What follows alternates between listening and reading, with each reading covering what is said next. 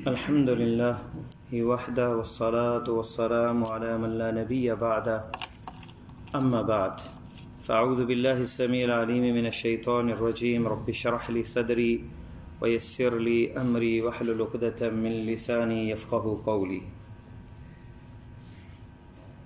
معزز سامعین،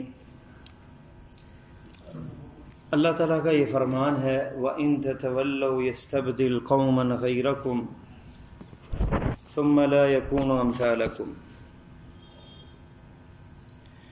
اگر تم پھر جاؤ گے اللہ تعالیٰ بدل دیں گے، تمہاری جگہ کوئی اور لوگ لے لیں گے۔ ایک آدمی مسجد میں نماز پڑھنے نہیں آتا تو اس کی جگہ کوئی نمازی لے لے گا، کوئی اور بندہ اللہ کے قریب آ جائے گا۔ اسے توفیق نہیں ہوئی، اس کی بدبختی کی وجہ سے، اس کی مراد جو ہے وہ اچھی نہیں تھی، نصیب اچھے نہیں تھے، توفیق نہیں ملی، وہ مسجد میں نہیں آیا، تو اس کی جگہ اللہ تعالیٰ کسی اور کو توفیق دے دیں گے، وہ مسجد میں آ جائے گا، نماز پڑھ لے گا۔ ایک بندہ قرآن نہیں پڑھتا اور پھر جاتا ہے اور باقی دنیا کے سارے رسالے بھی پڑھتا ہے، فیس بک کے پیج بھی پڑھتا ہے اور ٹک ٹاک کی وہ ساری خبریں بھی اس سے کے سامنے گردش کرتی ہیں، لیکن قرآن کے 2 ورق نہیں پڑھ پاتا، تو اللہ تعالیٰ بدل دیں گے۔ وَإِن تَتَوَلَّوْا يَسْتَبْدِلْ قَوْمًا غَيْرَكُمْ، اللہ تعالیٰ دوسری قوم کو لے آئیں گے جو قرآن پڑھیں گے۔ خسران اور نقصان کس کا ہے؟ اسی بندے کا ہے جو پیچھے رہ گیا، اور فائدے میں وہ رہ گیا جو آگے بڑھ گیا۔ واللہ الغنی، اللہ غنی ہے، وانتم الفقراء، تم فقیر ہو۔ ہم فقیر ہیں، ہم محتاج ہیں رب کے، اللہ تعالیٰ نہیں ہمارا محتاج۔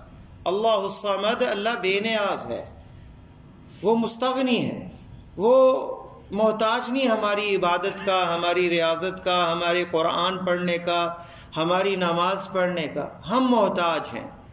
اور اگر یہ کر بھی لیں تو بھی ہمیں چاہیے کہ اس کے شاکر رہیں، شکر گزار رہیں کہ اس نے توفیق دی اور ہمیں قبول کیا اور ہمیں یہ توفیق دی کہ اپنے سامنے کھڑا کیا۔ ہمارا کوئی احسان نہیں ہے رب پہ، ہمارا کوئی کمال نہیں ہے رب پہ، بلکہ بل اللہ یمن علیکم ان ہداکم للایمان، یہ اللہ کا احسان ہے کہ ہمیں ایمان کی ہدایت اللہ نے دی۔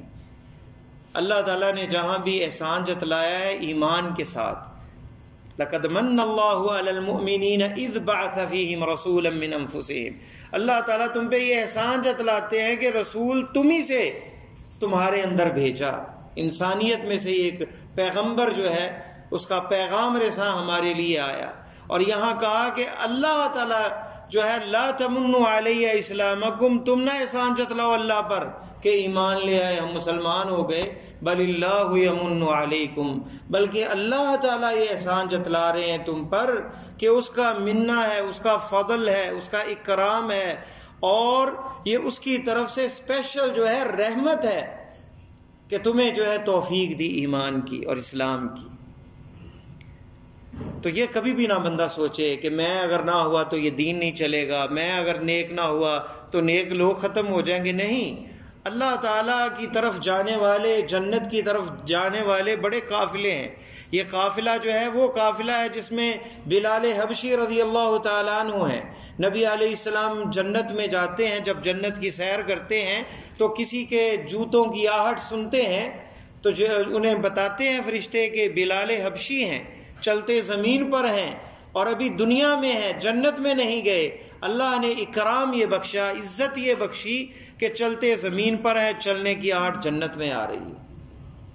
آئے واپس جب تو بلال سے کہا کون سا کوئی خاص اسپیسیفک ایسا عمل کون سا ہے جو تمہارے اور رب کے درمیان راز ہے کہ تم چلتے تو دنیا میں ہو لیکن تمہاری چلنے کی آہٹ جنت میں سنائی دیتی ہے؟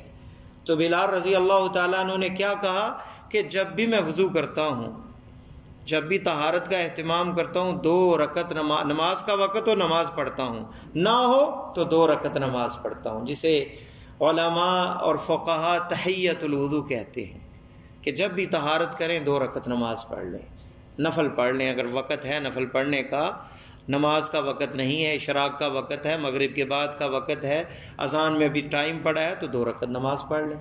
تو یہ 2 رکعت جو ہیں، یہ 2 سجدے 2 رکعتیں یہ اتنا مقام عطا کر سکتی ہیں کہ جنت میں چلنے کی آواز آ رہی ہے.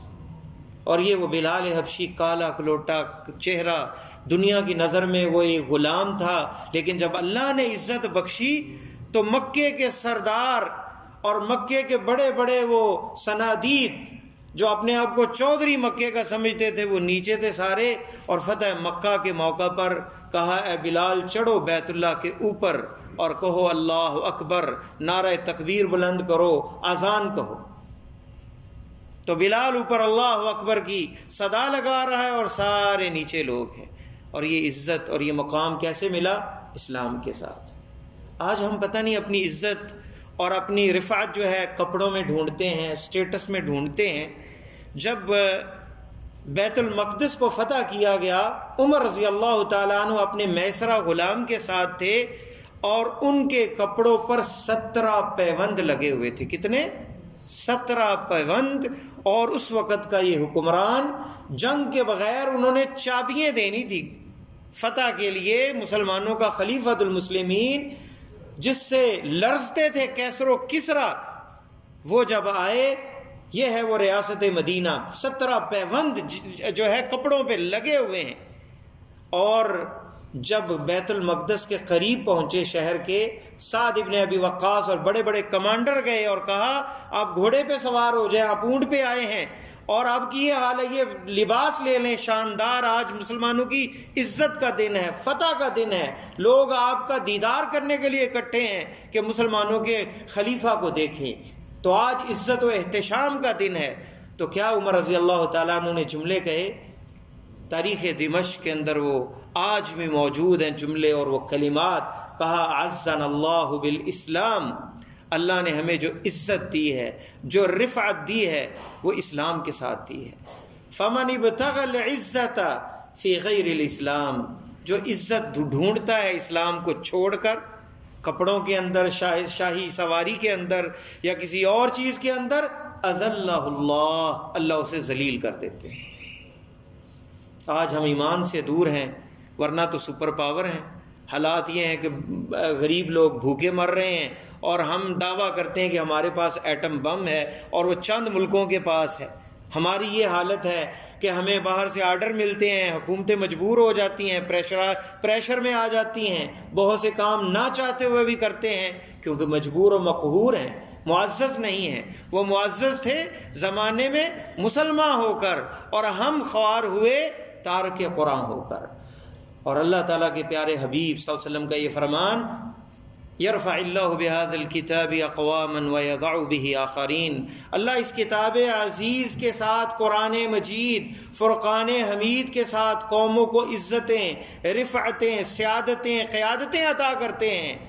اور جو اس کو چھوڑ دے، قرآن مجید کو، اس کی تعلیمات کو پسے پشت ڈال دے، تو اللہ تعالیٰ انہیں ذلیل و رسوا کر دیتے ہیں. یضع بہ الآخرین، جو اسے چھوڑ دیں. تو ہماری عزت اور نصرت جو ہے وہ پیچھے ہٹنے میں نہیں، آگے بڑھنے میں ہے. قرآن کی طرف بڑھیں، نماز کی طرف بڑھیں، اللہ کی طرف بڑھیں، پیچھے نہ ہٹیں. اللہ کے پاس بڑے متبادل ہیں، ہم نہ ہوئے تو کوئی اور آ جائیں گے. یہ ہمارے لیے اعزاز ہے کہ اللہ ہمیں چن لے اپنی عبادت کے لیے، اپنے سامنے کھڑا ہونے کے لیے، اس کی کتاب پڑھنے کے لیے اور اسلام کے لیے ہمیں چن لے، ہمیں منتخب کر لے. یہ اس کا فضل اور احسان ہوگا اور اس پر بھی شکر ادا کرنا چاہیے اور ہمیشہ رب سے دعا کرتے رہنا چاہیے، اے اللہ ہمیں توفیق دے. پیارے حبیب صلی اللہ علیہ وسلم نے یہی تو تربیت کی ہے، یا مقلب القلوب، اے دلوں کو پھیرنے والی ذات، ثبت قلبی علی دینک، میرے دل کو دین پہ ثابت کر دے. یا مصرف القلوب، اے دلوں کو پھیرنے والی طاقت، صرف قلبی الی طاعتک، اپنی اطاعت کی طرف میرے دل کو پھیر دے. فرمایا کہ صحیح مسلم میں روایت ہے، لوگوں کے دل بین اصابع الرحمن، اللہ کی انگلیوں کے درمیان ہیں، یقلبها کیف یشاء، جیسے چاہتا ہے پھیرتا ہے. ہم دیکھتے ہیں ایک بندہ بڑا نمازی تھا، پہلی صف میں تھا، اب دیکھتے ہیں کبھی مسجد میں نہیں آتا، دل پھر گیا. ایک بندہ بالکل آوارہ پھرتا تھا بازاروں میں، ماشاءاللہ ایسا نمازی ہوا، ایسا دل پھرا، پہلی صف کے اندر نظر آتا ہے. یہ ہے وہ دل کا پھرنا.